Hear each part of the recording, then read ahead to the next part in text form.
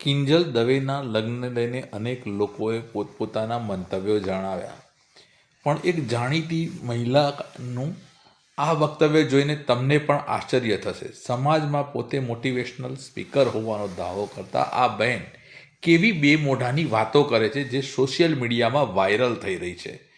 સમજવું લોકોએ જરૂરી છે. જાતિમાં નહીં માનવાનું. મારા એક અંકલ છે, બહુ ઇન્ટરેસ્ટિંગ છે. એ આંતરજ્ઞાતીય લગ્ન વિશે બહુ સરસ વાત કહે છે. માનવી ન માનવી તમારા પર છે, પણ મને બહુ ગમી આ વાત, એટલે તમારી સાથે શેર કરું છું. એ એમ કહે છે કે કાગડો કોઈ દિવસ પોપટને પરણે છે? હા કે ના?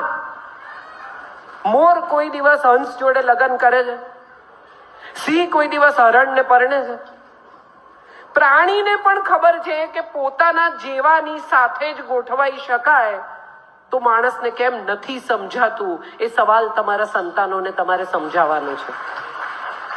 એ સંસ્કાર, એ ઉછેર, એ જે રીતે તમારું બાળક મોટું થયું છે, તમારા ઘરમાં જે ભોજન પ્રથા છે, તમારા ઘરમાં જે પ્રકારનો ઉછેર છે, તમારા ઘરમાં જે પ્રકારનું જ્ઞાન છે, એ તમારા બાળકને તમે સમજાવો કે આંતરજ્ઞાતીય લગ્ન કરવાથી થોડો વખત લાગશે કે બહુ મોટી બહાદુરી કરી નાખી, બહુ બધું કરી નાખ્યું, પણ આગળ જતા સમજાશે કે સમસ્યા કેટલી મોટી નથી કે એને બીજી જ્ઞાતના છોકરા સાથે લગ્ન કરવાનું નક્કી કર્યું.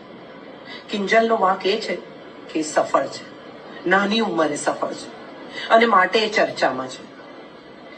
કેટલીય જ્ઞાતિની દીકરીઓ કેટલાય બીજી જ્ઞાતિના દીકરાઓ સાથે લગ્ન કરતી હોય છે. કિંજલ ચડી છે ચર્ચાના ચકડોળે કારણ કે એ સક્સેસફુલ છોકરી છે અને નાની ઉંમરે સક્સેસફુલ છે. પોતાની મહેનતથી, પોતાની ટેલેન્ટથી સક્સેસફુલ છે. દુનિયાની દરેક સફળથી ક્યાંક ને ક્યાંક પોતાનો નાનકડો ટેક્સ ચૂકવવો જ પડે છે. હું પણ એનો હિસ્સો છું, અને બીજી કેટલીય સ્ત્રીઓ હશે. એક સ્ત્રી કિંજલે જે છોકરા સાથે લગ્ન કરવાનું નક્કી કર્યું, ધ્રુવિન શાહ, એક સમજદાર, પ્રેમાળ, સારું છોકરો, એક વ્યવસ્થિત પરિવારમાંથી આવતો, ધાર્મિક અને વ્યવસ્થિત વેલ સેટલ છોકરો. તો એમાં એણે શું ખોટું કર્યું છે? અને ધ્રુવીને ક્યાં જન્મ લેવો એ ધ્રુવીનને પૂછવામાં નહોતું આવ્યું. એ બીજી જ્ઞાતિનો છે એટલો જ એનો ગુનો. આપણે કઈ સ્થિતિમાં, ક્યાં, કઈ દિશામાં જઈ રહ્યા છીએ? જ્ઞાત બાર તો નરસિંહ મહેતાને મૂક્યા હતા કિંજલ.